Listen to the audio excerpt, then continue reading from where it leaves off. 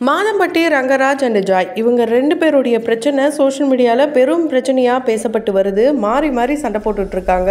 So இதுக்கு ஒரு end கார்டே இல்லாத வகையில் தான் போயிட்டுருக்கு. எவ்வளோ தூரம் போகுது அப்படின்ட்டு ஒரு பக்கம் பார்த்தாலும் இந்த ஒரு பிரச்சனையில் பல பிரபலங்களும் பல விஷயங்களை ஷேர் பண்ணிட்டு வராங்க. அப்படி தான் சுசித்ரா கொளுத்தி போட்ட சில விஷயம் இப்போது பற்றி எரிஞ்சிட்ருக்க இந்த நிலையில் ஷக்கீலா அவர்கள் ஒரு சில விஷயங்களை சொல்லியிருக்காங்க. ஸோ என்ன நடந்தது அப்படின்றத வாங்க வீடியோக்குள்ளே பார்க்கலாம். அதுக்கு முன்னாடி நம்ம சினி சமூகம் சேனலை சப்ஸ்கிரைப் பண்ணலைன்னா மறக்காமல் சப்ஸ்கிரைப் பண்ணிவிட்டு பக்கத்தில் இருக்க பெல் ஐக்கானையும் மறக்காமல் ப்ரெஸ் பண்ணிவிடுங்க. மாதம்பட்டி ரங்கராஜ் இவர் தெரியாதவங்க இருக்கவே முடியாது. அவர் படங்களில் வந்தார். அதுக்கப்புறம் அவருடைய கேட்ரிங் பிஸ்னஸால் ரொம்பவே ஃபேமஸ் ஆனார். நிறைய செலிப்ரிட்டிஸ்க்கெலாம் வந்து உங்களுடைய சமையல் இருந்தால் தான் எங்கள் வீட்டில் கல்யாணமே இருந்தாலும் சரி, காது குத்து இருந்தாலும் சரி, உங்களுடைய சமையல் தான் அப்படின்ட்டு டேட்டை ஃபிக்ஸ் பண்ணுவாங்க. அந்த அளவுக்கு ரொம்பவே ஃபேமஸான ஒரு மனிதராக வளம் வந்துட்டு இருந்தார். CWCயில் ஒன் ஆஃப் த ஜட்ஜாகவும் சமீபத்தில் வந்தார். ஸோ இதெல்லாம் பார்க்கும்போது மனுஷன் எப்படி இருக்கார் பாரு, எவ்வளோ சைலண்ட்டாக இருக்கார், எந்த ஒரு அலட்டலும் இல்லாமல் ரொம்ப அசால்ட்டாக இருக்கிறாரு. இப்படிலாம் இவரை பற்றி பாசிட்டிவாக புகழ்ந்து தள்ளிட்டு இருந்தால் அப்படியே எந்த அளவுக்கு மேலே தூக்கிட்டு போனாங்களோ அங்கேருந்து ஒரு மனுஷனை கீழே போட்டால் சுக்கு நூறாக உடைவாங்க. அந்த மாதிரி தான் இவருடைய இமேஜை டேமேஜ் பண்ணி வச்சுருக்காங்க. அதுக்கு காரணம் இவரே அப்படின்னு கூட சொல்லலாம். ஏன்னா ஒரு பிரச்சனை நடக்குது, வீட்டுக்குள்ளே நடக்கிற பிரச்சனையே வீட்டுக்குள்ளே முடிச்சிருக்கலாம். அதை விட்டுட்டு இவர் இவ்வளோ நாள் சைலண்ட்டாக இருந்து அவங்க கோர்ட்டு, போலீஸு, கேஸுன்ட்டு ஒரு பக்கம் போயிட்டுருக்கு. இந்த நிலையில் ப்ரெஸ் மீட்டும் அடிக்கடி கொடுத்துட்ருக்காங்க. அதனால் இப்போ வந்து அவர் நஷ்ட ஈடு கேட்டிருக்காரு. இந்த நிலையில் இவருக்கு இப்போது கோர்ட்லேருந்து சம்மன் அனுப்பிச்சிருக்காங்க. இவரை விசாரணை பண்ணணும், வழக்கு தொடரணும், இது போலலாம் வந்து போயிட்டுருக்கு. ஸோ இப்படி ஒரு பாசிட்டிவான இமேஜில் இருந்தவர் நெகட்டிவான இமேஜுக்கு போனதுனால என்னதான் ஒரு ஜட்ஜாக இருந்தாலும் சும்மா விடுவாங்களா கோமாளிஸ், இவரை வச்சு செஞ்சுட்டாங்க. CWCயில் ரீசெண்டாக நடந்த எபிசோடில் சமையல்காரர் மாதிரி வந்து புகழ் அசத்திட்டாருன்னே சொல்லலாம். அவருடைய பர்ஃபார்மன்ஸில் அவர் சொல்லியிருப்பார், இதுக்கப்புறம் எந்த காது குத்து, கல்யாணம், கச்சேரினாலும் அவருடைய கேட்ரிங் போய் இப்போ ஏன் கேட்ரிங் தான் வந்திருக்குன்ட்டு ஓப்பனாக வந்து சொல்லியிருப்பார். அதையும் தாண்டி குரேஷியும் கலாய்ப்பார். ஸோ இப்படி மாறி மாறி கலாச்சாலும் இவருடைய இமேஜ் டேமேஜ் ஆனது மட்டும்தான் உண்மை. ஸோ இப்படி இவருடைய பர்சனல் லைஃபால் ப்ரொஃபஷ்னல் லைஃபும் வந்து அஃபெக்ட் ஆகிருக்கு. அதில் குறிப்பாக ஷபானாவுடைய பிரச்சனை இப்போ பெரும் பிரச்சனையாக வெடிச்சிருக்கு. ஆமாங்க, சுசித்ரா சொல்லும் போதே இவர் வந்து ஷபானா கிட்ட ரொம்ப உரிமையோட அடியேன்னு கூப்பிட்றதா இருக்கட்டும், ரொம்ப வந்து கொஞ்சம் மிஸ்யூஸ் பண்ணுற மாதிரி இருந்தது. அதனால தான் ரொம்ப வந்து அசிங்கமாக மெசேஜ் பண்ணது, அதுக்கு வந்து குரேஷி ஹெல்ப் பண்ணது, இது போலலாம் நான் சொல்லலைங்க. சுசித்ரா ஒரு இன்டர்வியூவில் சொல்லியிருக்காங்க. அதை பார்த்துட்டு கடுப்பாகி ஷக்கீலா இப்போ என்ன சொல்லியிருக்காங்கன்னா, அந்த அம்மாவை யார் இப்போ எல்லாத்துக்கும் கூப்பிட்டது, ஷபானாவே மெசேஜ் அனுப்புனேன் அப்படின்னு சொல்கிறாங்க. அவங்களுக்கே முதல்ல அனுப்பணும். அவங்கன்னா போலீஸா, இல்லை அவங்க யார், அவங்க என்ன பண்ணிட முடியும்? தனுஷிலிருந்து பெரிய பெரிய நடிகர்கள் வரைக்கும் எல்லாரையுமே தப்பு தப்பாக சொல்கிறாங்க. ஏன் அவங்க சொல்கிறாங்க? அவங்கள வந்து மற்றவங்க வீட்டுக்கு கூப்பிட்டாங்களா? எல்லா ஃபோட்டோவையும் காட்டுறாங்களே, எந்த ஒரு ஃபோட்டோவிலையும் இவங்க அவங்க வீட்டுக்கு போன மாதிரி இல்லவே இல்லை. யார் வாமா வாமான்னு அழைக்கிறாங்கன்னோ தெரியல. சும்மா வந்து தனியாக இருக்கும், மென்டல் ப்ரெஷர் அதிகமாக இருக்குன்றதுக்காக யாரை பற்றி வேணாலும் என்ன வேணாலும் பேசலாமா? முதல்ல ஒரு நல்ல டாக்டராக பார்த்து அந்த பொண்ணு போகணும். தேவையே இல்லாமல் ஷக்கீலா வந்து பிரெயினி, நான் வந்து என்ன பண்ணுவேன்னு அவங்களுக்கு தெரியும், அதனால தான் என்னை பற்றி பேச மாட்டாங்கன்ற மாதிரி அந்த இன்டர்வியூவில் அவங்க சொன்ன விஷயத்த ஷக்கீலா அவர்கள் சொல்லியிருக்காங்க.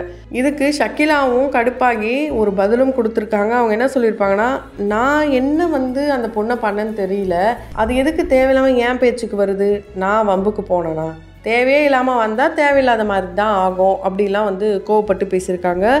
ஸோ இந்த 12 கோடி ஃபைன் வந்து போட்ட விஷயமா இருக்கட்டும், உங்களுக்கு வந்தால் லவ், நீங்கள் எத்தனை வயசில் வேணாலும் காதல் பண்ணுவீங்க, அதுவும் எத்தனை பேரை வேணாலும் காதல் பண்ணுவீங்க, யாரை வேணாலும் காதல் பண்ணுவீங்க, அவர் கழட்டி விட்டதையும் சோஷியல் மீடியாவில் சொல்லுவீங்க. ஆனால் மற்றவங்க யாராவது ஏதாவது சின்ன விஷயம் பண்ணிவிட்டு அதை பெருசாக்கி அவங்களுக்கு தேவையில்லாத விஷயத்த ஸ்ப்ரெட் பண்ணுறதுல என்ன ஒரு உங்களுக்கு ஆனந்தம்ன்ட்டு சுசித்ராவை கேள்வி மேலே கேள்வி கேட்டிருக்காங்க. அது மட்டும் இல்லாமல் அதே ஷக்கீலா அவர்கள் ஜாய்க்கும் சில அட்வைஸும் கொடுத்துருக்காங்க. என்ன சொல்லியிருக்காங்கன்னா, நீ இப்படி போலீஸு, கோர்ட்டு கேஸுன்னு ஏமா அலையிற, உன் வேலை என்ன, இப்போ நீ ப்ரெக்னெண்ட்டாக இருக்க, 2 மாதத்தில் இன்னும் உன் குழந்தை வரப்போகுது, அது நல்லபடியாக வரணும் தான் என்னோட ஆசை. அதுக்கப்புறம் உன் குழந்தை பிறந்ததுக்கு அப்புறமா நீ ஒரே ஒரு விஷயத்த பண்ணினா நீ சொல்கிறதுலாம் உண்மையா பொய்யா, அந்த தப்பு பண்ணவங்க மாட்ட போகிறாங்க. அதை விட்டுட்டு எதுக்காக நீ வந்து இப்படி உன்னையே நீ அலைச்சல் ஆக்கிக்கிற, உன் உடம்பு எதுக்கு நீ கெடுத்துக்கிற அப்படின்னு சொல்லியிருக்காங்க. ஷகிலா அவர்கள் இவங்களை என்ன பண்ண சொல்லியிருக்காங்கன்னா, டிஎன்ஏ டெஸ்ட் எடுத்து பாருங்க அப்படின்னு சொல்லியிருக்காங்க. வயிற்றுல இருக்கும் போது எதுவுமே பண்ண முடியாது, அந்த குழந்தை பிறந்ததுக்கப்புறம் டிஎன்ஏ டெஸ்ட்டுக்கு கூப்பிடு, வரலன்னா அப்புறம் பிரச்சனை பண்ணு, அதுக்கப்புறம் வந்து உண்மை என்னன்னு தெரிஞ்சிடும். எதுக்கு நீ இவ்வளோ ரிஸ்க் எடுக்கிற, எவ்வளோ ரிஸ்க் எடுக்கிற, ஏன் எவ்வளோ நாட்டில் பிரச்சனை நடக்குது, உன்னை மாதிரி இங்கே பாதிக்கப்பட்டவங்க எவ்வளோ பேர் இருக்காங்க, அவங்களாம் உன்ன மாதிரியா கோர்ட்டு போலீஸு கேஸுன்னு அலையிறாங்க. அதெல்லாம் விட்டுட்டு போயிட்டு உன்னோட ஹெல்த்தை மட்டுமே பாரு. அதுவும் என்னுடைய கேள்வி ஒன்று இருக்குது, ஒருத்தன் உன்னை அடிக்கிறான் கொல்றான், உன் குழந்தைக்கு நியாயம் வேணுன்றதுக்காக நீ போராடுற, ஆனால் காதலே இல்லாமல் அந்த வாழ்க்கையை எப்படி நீ அடுத்த லெவலுக்கு கொண்டு போவ? உன்னை அடித்து காது கேட்க வைக்க முடியாத அளவுக்கு ஒருத்தன் பண்ணுறான்னா அவனை கூட நீ எப்படி நீ திரும்ப சேர்ந்து வாழணும்னு என்ற இது போலலாம் நல்லாவே கேள்விகள் கேட்டிருக்காங்க.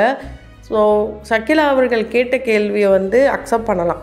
என்னன்னா, ஒருத்தவங்க நம்மளை ரொம்பவே ஹர்ட் பண்ணுறாங்க, கொடுமைப்படுத்துகிறாங்க, அந்த இடத்துலையே நம்மளால் இருக்க முடியலன்னும் போது அவங்க கூட எப்படி நம்மளால் வாழ முடியும்? அதுவும் என் குழந்தைக்கு நியாயம் வேணுன்றாங்க.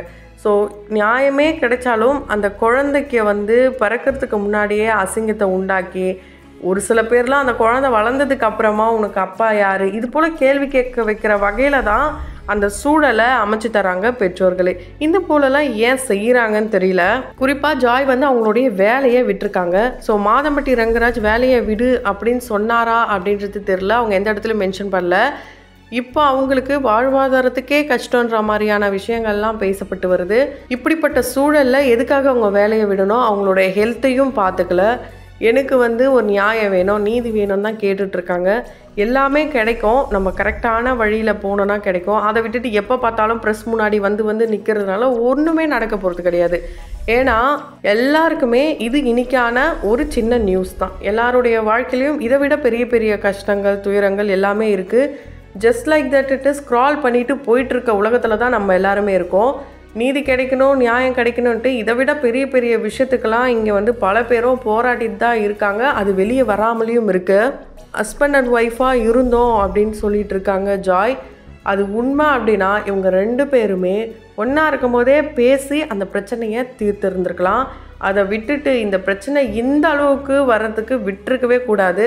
அதுவும் சொசைட்டியில் 2 பேருமே ஒரு நல்ல பொசிஷனில் தான் இருந்துகிட்ருக்காங்க. நம்ம எல்லாருமே வந்து மாதம்பட்டி ரங்கராஜை மட்டும்தான் பெரிய லெவலில் சொல்கிறோம். ஆனால் இவங்களும் ஒரு பெரிய மேக்கப் ஆர்டிஸ்ட் தான். பெரிய பெரிய செலிப்ரிட்டிஸ்க்கெலாம் இவங்களுடைய மேக்கப் தான் போட்டிருக்காங்க. குறிப்பாக தளபதி விஜய் அவர்களுக்கெல்லாம் கூட இவங்க ஒர்க் பண்ணியிருக்காங்க. அந்த மாதிரி இருக்கிற ஒரு மேக்கப் ஆர்டிஸ்ட்டாக இருக்கட்டும், இல்லை இவங்க வந்து ஃபேஷன் டிசைனரிங்கும் பண்ணுறாங்க, அதாவது ஆடை வடிவமைப்பாளராகவும் இருக்காங்க. ஸோ எல்லா செலிப்ரிட்டிஸ்க்கும் வந்து இவங்க வந்து நிறைய ஒர்க் பண்ணி கொடுத்துருக்காங்க. இப்போ இவங்களும் ஒரு நல்ல பொசிஷனில் தான் இருந்திருக்காங்க. அப்படி இருக்கும்போது இவர் எப்படி எவ்வளோ பிரச்சனைகள் வந்தாலும் அவருடைய ஒர்க்கை வந்து அடுத்த லெவலுக்கு கொண்டு போகணும், அடுத்து நம்ம வந்து போயிட்டே இருக்கணும்னு முடிவு பண்ணி ஒரு பக்கம் கேஸ் போனாலும் அவருடைய கெரியரை பார்க்குறாரோ, அந்த மாதிரி இவங்க அவங்களுடைய ஹெல்த்தையும் அவங்களுடைய கெரியரையுமே பார்த்துட்டு போகலாம். இன்றைக்கி உங்களை ஒருத்தர் வேண்டாம் அப்படின்னு சொல்லி இந்த அளவுக்கு பண்ணுறாங்கன்னும் போது அவங்க திரும்ப வந்தாலும் எந்த ஒரு யூஸும் இல்லை. அதுதான் வந்து ஒரு உண்மையான விஷயம். அதை வந்து புரிஞ்சுக்கணும். ஏன்னா ஒருத்தங்க வேணும்னு தொங்கிட்டு போகிறதுல எந்த ஒரு நியாயமும் கிடையாது. அப்படி கிடைக்கிற லவ் என்றைக்குமே நிலச்சிருக்காது. அதுதான் வந்து உலக நீதின்னு கூட சொல்லலாம். ஸோ இதுக்கப்புறம் ஜாய் அவங்க பர்சனலாக இருந்த அந்த வீடியோஸை ரிலீஸ் பண்ணுறதை ஸ்டாப் பண்ணிட்டா இதை அவங்களுடைய ஒரு இமேஜை இன்னும் டேமேஜ் பண்ணாமல் இருக்கிறதுக்கு ஒரு வழினே சொல்லலாம். இப்போ இதில் தேவையே இல்லாமல் ஷபானாவுடைய நேமும் அடிப்படுது. இப்போ தான் அவங்க வந்து போலீஸ் அப்படின்ட்டு ஒரு வெப் சீரிஸ்லையும் களத்தில் இறங்கியிருக்காங்க. அது நல்லபடியாக வந்து போகணும் அப்படின்ட்டு அவங்களுடைய ஃபேன்ஸ் ஆசைப்பட்டுருக்க இந்த நிலையில் அவங்க மேலே தேவையில்லாமல் ஹேட்டர்ஸை உருவாக்கிட்டு இருக்காங்க. இதெல்லாம் வந்து ஒரு மோசமான ஒரு செயல் தான். அதனால் வாய்க்கு வந்ததெல்லாம் பேசாமல் அவங்கவுங்க தேவைகள் என்னவோ அது நீங்களே உட்காந்து பேசி அதுக்கான முடிவை எடுத்திங்கன்னா அது ரொம்பவே நல்ல விஷயம்.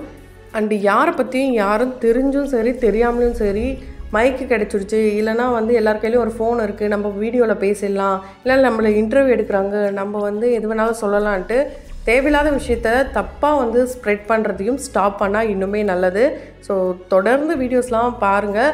அதுக்கு முன்னாடி ஷகிலா அண்டு சுசித்ரா இவங்க சொன்ன இந்த விஷயங்களை பற்றி நீங்கள் என்ன நினைக்கிறீங்க? உங்களுடைய கருத்துக்களை கமெண்ட் பாக்ஸில் மறக்காமல் கமெண்ட் பண்ணுங்கள். தொடர்ந்து வீடியோஸ்லாம் பார்க்கணும்னு நினச்சிங்கன்னா உடனே சேனலை சப்ஸ்கிரைப் பண்ணிவிட்டு பக்கத்தில் இருக்க பெல் ஐக்கானையும் மறக்காமல் ப்ரெஸ் பண்ணிவிடுங்க.